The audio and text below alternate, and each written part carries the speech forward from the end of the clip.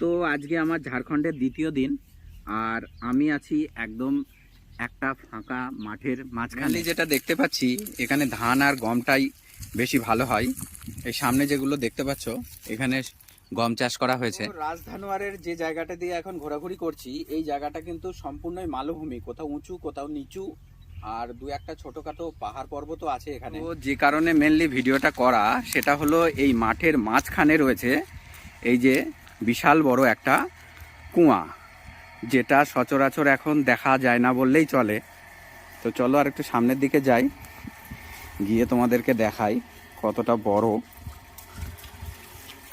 আর নিচে জল দেখো, একটু কাছে নিয়ে যাই, নিয়ে গেলে দেখতে পাবে জল রয়েছে। একটু চারপাশটা ঘোরাই তোমাদেরকে।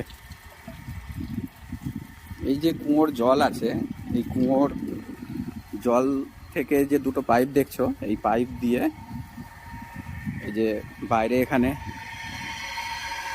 পাম্প সেট রয়েছে, এই কুয়োর জল তুলে পাম্প সেটের মাধ্যমে এই যে মাঠ আছে, এই মাঠে জল দেওয়া হচ্ছে। आप लोगों को बांग्ला आता है? बांग्ला नहीं आता, हिंदी आता है? समझते थोड़ा बहुत समझते हैं। इस कुआं से ही पानी निकल के जमीन में दे देते हैं, गेहूँ में डालते हैं। गेहूं में डालते गेहूं हैं। में सरसों है, गेहूँ है, और यहाँ आलू खेती में क्या क्या फसल उगता है? बस सब कुछ होता है। धान, गेहूँ, चावल, आलू, सब्जी, फूलगोभी, बंद गोभी, मिर्च सभी पानी मिलता है।